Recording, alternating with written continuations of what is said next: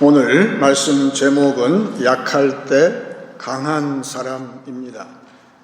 20세기를 대표했던 신학자였던 칼 바르트는 기독교 신앙을 정리하기를 찬송을 통해서 정리를 했어요. 그것은 예수 사랑하심을 성경에서 배웠네, 그 찬송을 가지고 정리를 했는데, 그 가사 뒤에 나오는 것은 우리들은 약하나 예수 권세 많도다. 서로 반대의 뜻이 같이 나타날 때 그것을 역설이라 하는데, 파라독스라고 하지요. 기독교 신앙은 어떤 신앙인가? 그것은 역설적인 신앙이라는 것이죠. 우리는 매일 약함을 체험합니다. 하지만 그 약함 가운데에서 우리는 강한 사람 되어서 그 결과는 우리가 강하게 역사하는 그런 성령과 함께 우리 자신이 더 굳게 서서 나가는 체험을 하기 때문에 우리의 신앙은 역설적인 신앙이다.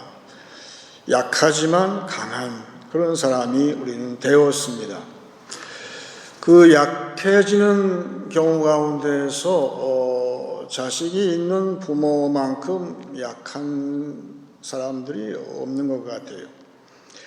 부모가 아무리 강해도 자식 앞에서는 어쩔 수가 없이 약해지는 것이죠.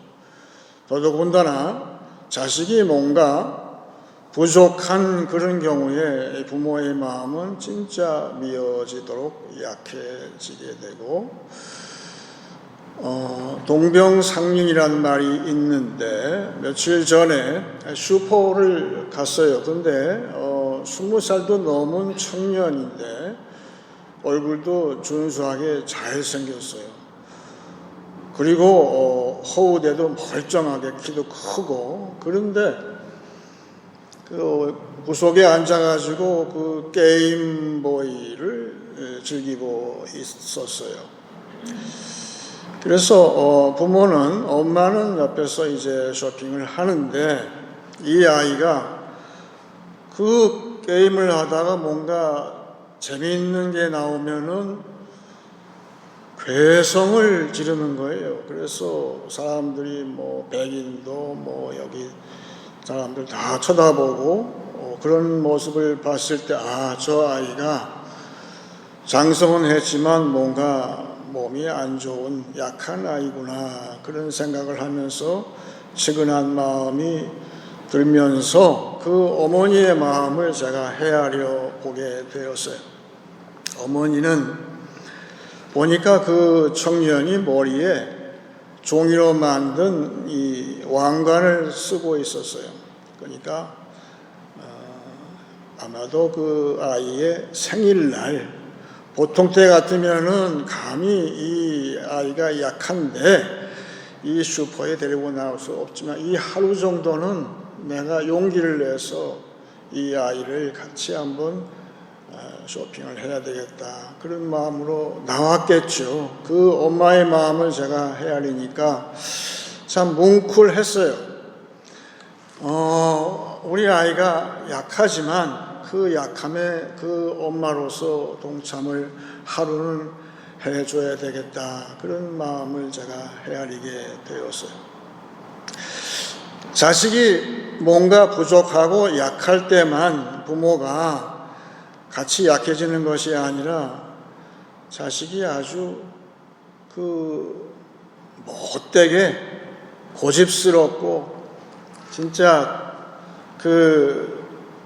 억세고 말도 안 듣는 그런 자식도 있잖아요. 키우다 보면은 참 부모 마음을 몰라주고 부모 마음하고는 정반대로 나가는 자식이 있을 때에도 이 부모들은 약해질 수밖에 없는데,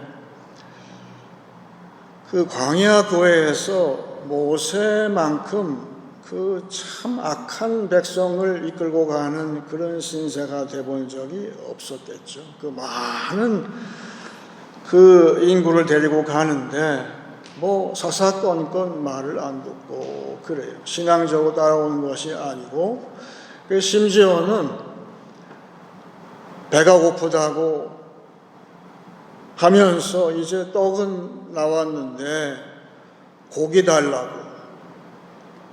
그래, 광야에서 진짜 아마 그 아이처럼 괴성을 질렀겠죠.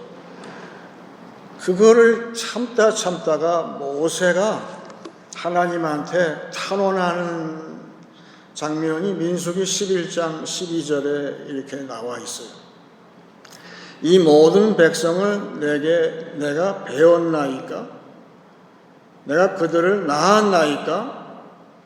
어찌 주께서 내게 양육하는 아버지가 젖 먹는 아이를 품듯 그들을 품에 품고 주께서 그들의 열조에게 맹세하신 땅으로 가라 하시나이까? 이게 모세의 기도예요. 우리도 이런 기도 나올 때가 있죠. 아마 그 엄마도 때로는 이 기도가 나왔을 법해요. 근데 이 기도에 대해서 하나님 대답은 뭐였을까요? 네 말이 맞다. 네가 저들을 잉태하고 낳은 부모처럼 저들을 양육해 주면 안 되겠냐? 이 하나님 뜻이에요. 근데 모세는 참 순종을 했어요. 그래서 모세의 순종을 우리는 성경은 온유라고 그래요. 우리가 아는 대로 모세는 애굽에서 잘 나가던 군대 장관이었죠. 참 출중한 장관이었어요. 그런데 온유라는 것은 내 계급장을 다 띄고 자식을 대하는 거예요. 그랬을 때에 모세가 온유하게 같이 동병상련으로 약한 자가 되었을 때 놀랍게도 모세에게는 리더십이 생겼다는 것을 우리가 알 수 있어요. 따라서 교회의 사역자들이 강한 리더십을 발휘할 수 있는 비결은 내가 약한 자가 되는 거예요. 한없이 약하고 한없이 온유하고 나의 모든 지위를 다 버리고 저들과 함께 약한 자가 되었을 때 사역에는 리더십이 생긴다는 것을 우리한테 웅변적으로 보여주고 있어요. 직업 가운데에서 별의별 직업이 다 있는데 어려운 직업이 많이 있어요. 근데 그 중에 하나가 남녀를 중매하는 그 중매쟁이 역할이 참 어려울 것 같아요. 생판 모르는 남녀들을 맺어서 하나가 되게 하는 그런 직업이니 그게 얼마나 어렵겠어요?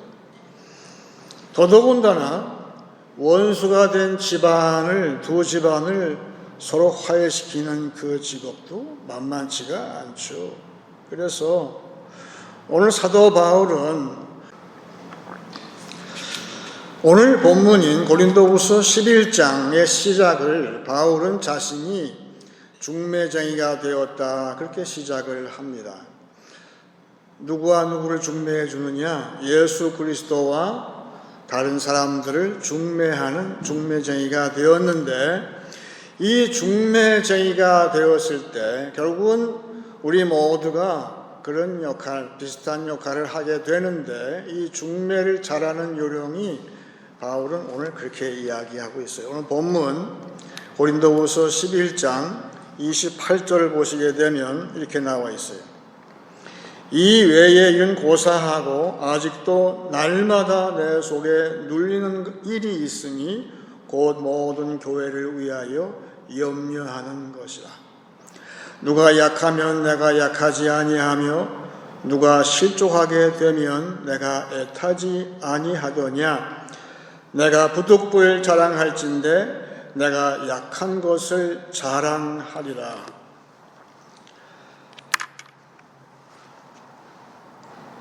나의 약한 것을 자랑하는 것이 중매를 잘하는 요령이라는 것이죠. 그래서 보통 중매를 잘못하면 뭐라고 합니까? 뺨이 석대라고 하는 것처럼 바울은 그 본문 그 전에 나오는 모든 이야기는 자기가 뺨 맞은 이야기를 쭉 적어놨어요. 하지만 그럴 때에 아까 이야기한 그 엄마의 심정은 뺨 맞을 각오하고 아이를 데리고 나왔겠죠. 바울이 그렇다 이게.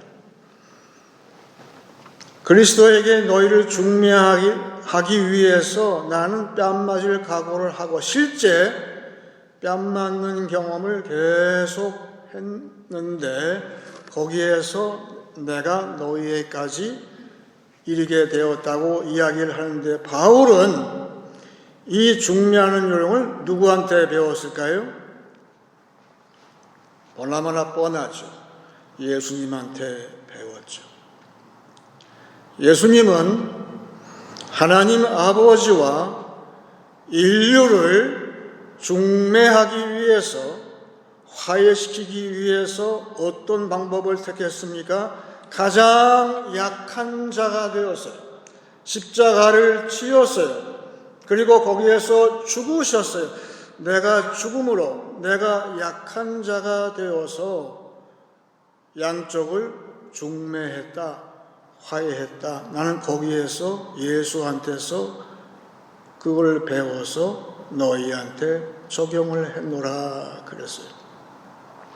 사람들은 예수님한테 네가 강한 것을 보여다오, 그 십자가에서 내려와서 내가 하나님의 아들임을 우리한테 증거하라고 소리를 쳤어요. 하지만 예수님은 안 내려오셨어요. 고스란히 죽으셨어요. 그런 것처럼 우리는 하루에도 10번씩 내가 지는 십자가를 팽겨치고 내가 내려오려는 마음이 굴뚝 같은 거예요. 내려왔다면 큰일 나죠. 바울은 내려오지를 않았어요. 고스란히 당했어요. 그랬을 때에 나는 약하지만 나의 약한 것을 자랑할 때 중매쟁이가 과거의 이력을 자랑을 하기 시작하면 그 중매는 허사예요. 이루어지지 않아요. 하나가 되지 않는다. 그 얘기예요. 뺨석대 맞을 각오하고 이 영적인 중매를 하는 바울처럼 우리도 그 각오를 할 때에 우리 안에 하나가 되게 하는 사역의 리더십이 생긴다. 오늘 바울은 그렇게 증거하고 있지요. 그래서 이 역설적인 신앙을 대표하는 바울의 표현은 주 안에서라는 표현이에요. In Christ라는 말을 바울은 많이 썼어요. 즉, In Christ, 예수 안으로 내가 들어가는 것이 신앙이에요. 그렇죠? 내가 예수를 몰랐어요. 그런데 내가 예수를 안다는 것은 오늘 이 시간부터 내가 예수 안으로 내가 들어간다는 뜻이에요. 주 안에서. 그럴 때 잘 보세요. 내가 예수 안에 들어갈 때 모든 것이 만사형통하고 잘되고 복을 받고 모든 것이 나의 뜻대로 됩니까? 아니, 나는 예수 안에서 제일 먼저 받는 훈련은 내가 약해지는 훈련을 먼저 받아요. 먼저 받아요. 그렇게 돼 있어요.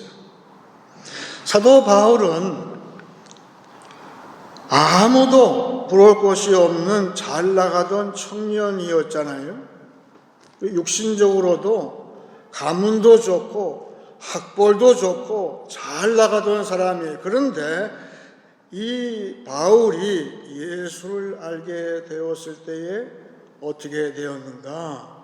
우리가 자주 인용하는 사도행전 9장 8절로 9절은 바울이 청년 잘 나가던 아주 강한, 성정이 강한 한 청년이 예수 안으로 들어갈 때 어떤 일이 발생했는지에 대해서 보여주고 있어요.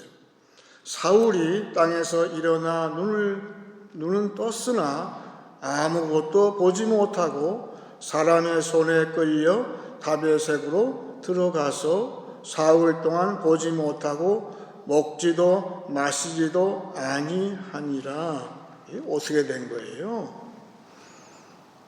그렇게 혈기충천해서 다른 사람을 잡기 위해서, 말하자면 내 인생을 내가 주도적으로 잡고 나가던 한 인간이 지금 어떻게 됐습니까? 내가 할 수 있는 게 아무것도 없게 하나님께서 만드셨어요. 저와 여러분은 이렇게 되는 체험을 한다는 거예요. 저와 여러분은 지금 나는 아무것도 할 수 없는 아주 무력한 그러한 존재, 아주 약한 그러한 존재가 되어가는 거예요. 그래서 이 사건의 마지막은 뭐냐 하면, 그렇게 남을, 예수를 믿는 다른 사람을 잡아서 끌어가려고 하던 사람이 이제는 자신이 잡히는 신세가 되었어요. 가장 먼저는 예수한테 잡혔지만 다른 사람, 자기를 잡아가려고 하는 다른 권력의 손에서 벗어나기 위해서 바울은 전혀 바울답지 않은 행동을 했다고 이야기를 하면서, 오늘 본문 말씀에 나는 너희를 예수께 중매하는 중매쟁인데 너희 말대로 나는 아무것도 아니고 저 사람은 사도도 아니야. 다메섹 도상에서 발생한 일을, 그거 비밀을 아는 사람이 그 당시에 많았겠죠. 소문으로 알았건 직접 알았건 간에, 아이고 저 바울이라는 저 사람 원래 사울인데 형편없는 사람이야. 나중에는 남몰래 밤에 잡히지 않기 위해서 36개 주랭랑을 놓은 아주 형편없는 사람이야. 권위가 뭐가 있어? 아무것도 없는 사람. 그러면서 흉을 봤을 거예요. 그런데 바울은 놀랍게도 그 사실을 지금 자랑하고 있어요. 오늘 본문 마지막 보세요. 32절에 다메섹에서 아레다 왕의 고관이 나를 잡으려고 다메섹 성을 지켰으나 나는 광주리를 타고 들창문으로 성벽을 내려가 그 손에서 벗어나노라. 학자들이 이거 해석을 잘 못하는 것 같아요. 여기다가 왜 이걸 적어놨을까요? 그래, 맞아. 나는 약한 사람이 되었어. 원인이 뭔 줄 아냐? 예수 때문에.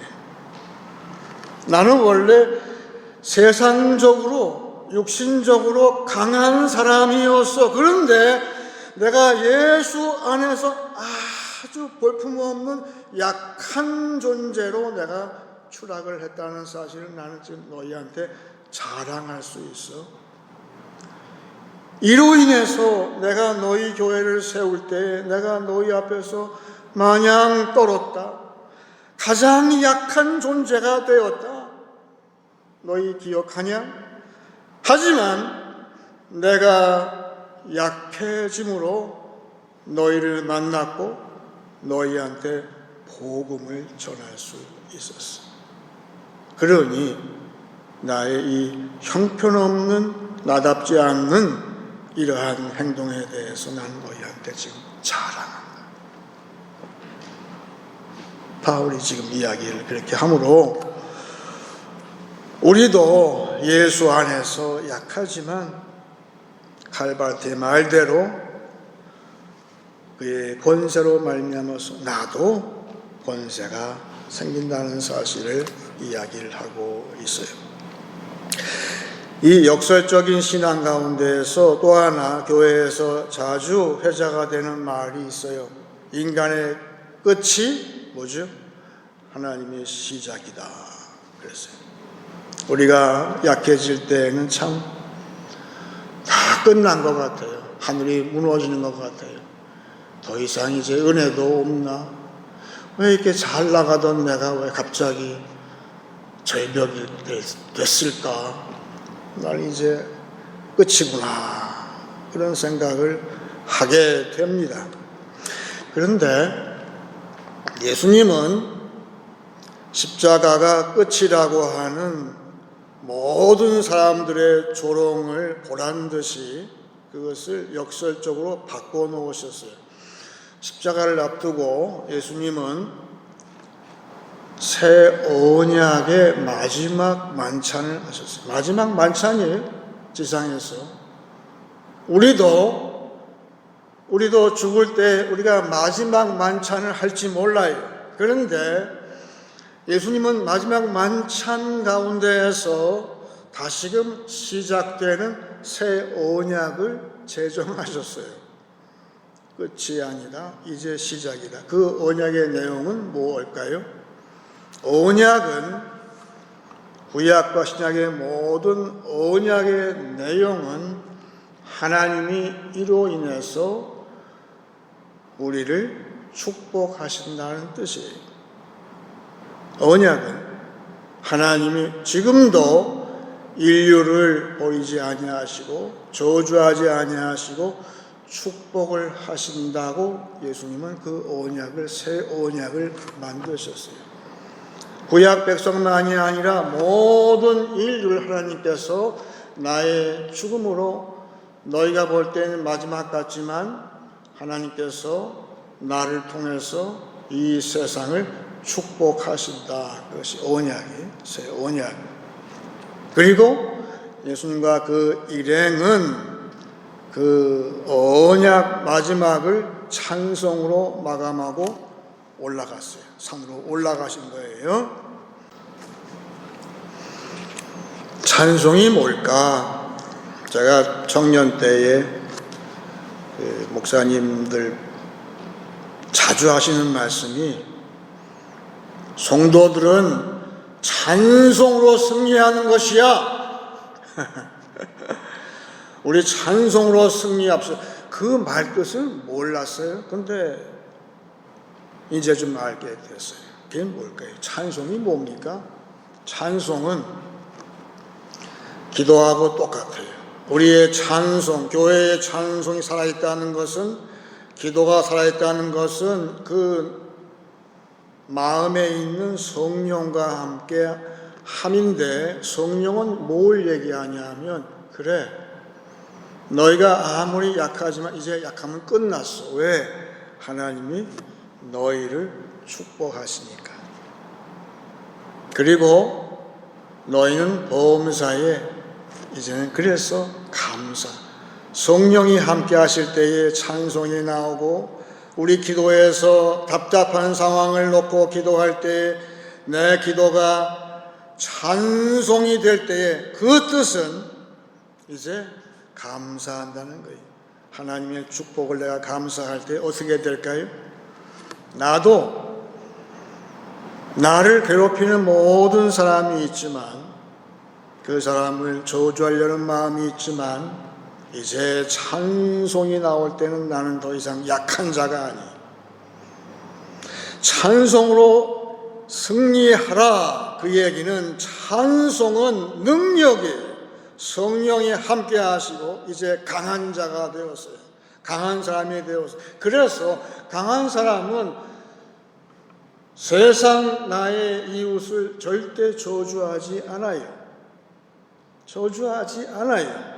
그리고 모든 범사에 나는 감사할 때, 드디어 그것이 우리의 신앙의 절정이 되고 나는 강한 자가 된다는 것이죠. 지금 세상이 우리한테 기대하는 것은 바로 이거죠. 강한 자가 되는 것. 강한 자가 되는 거예요. 절대 약자가 되지 마세요. 예수 안에서 약한 자가 되었지만 성령이 함께 하심으로 우리는 모든 것이 축복이에요. 모든 것이 축복이에요. 원수도 사랑하고 이제 미워하지 않아요. 원수를 사랑하고 원수를 축복해요. 그리고 모든 상황이 악조건인 것 같지만 모든 범사에서 나는 감사하는 아주 강한 자가 될 때, 그것이 지금 이 세상이 기대하는, 교회에서 기대하는 바예요. 약해질 때 그게 끝이 아니에요. 이제 찬송이 나올 때 새로운 시작이 되고 그 시작으로서 한 주를 사는 것이죠. 이제 말씀을 정리하겠습니다. 우리의 신앙은 역설적 신앙입니다. 약할 때 사역의 리더십이 생깁니다. 약한 것을 자랑할 때 하나됨이 있습니다. 예수 안에서 나는 약할 때마다 강한 사람이 될 것입니다. 예수 안에서 강한 자가 되었으니 범사에 축복하고 감사하는 한 주간 되시길 축원합니다. 이제 찬송 370장 하시겠습니다.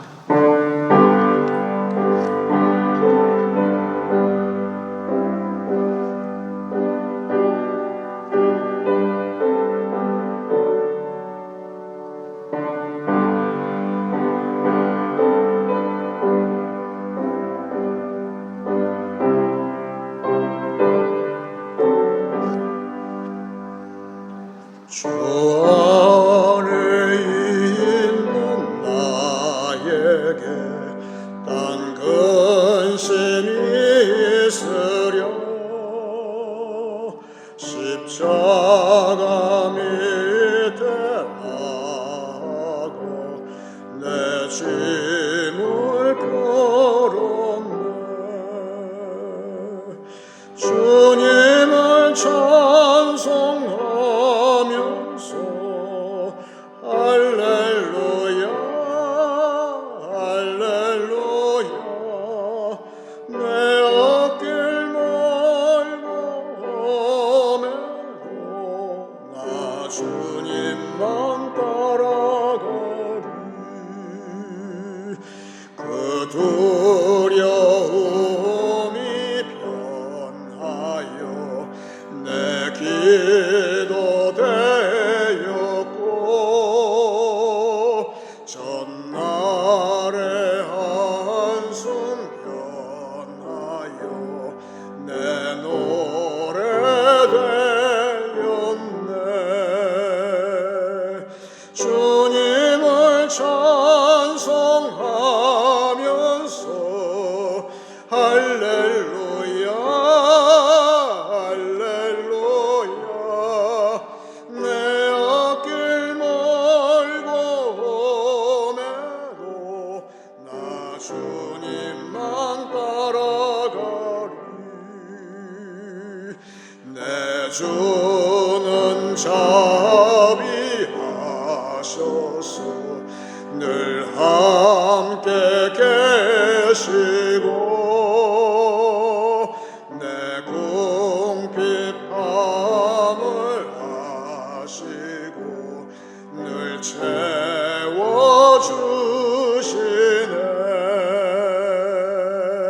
주님을 찬송하면서 할렐루야 할렐루야 내 앞길 멀고 오매도 나 주님만 따라가리. 내 주와 맺은 언약은 영불변하시니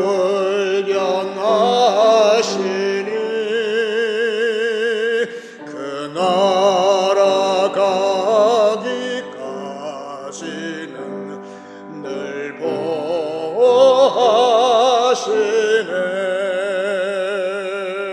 주님을 찬송하면서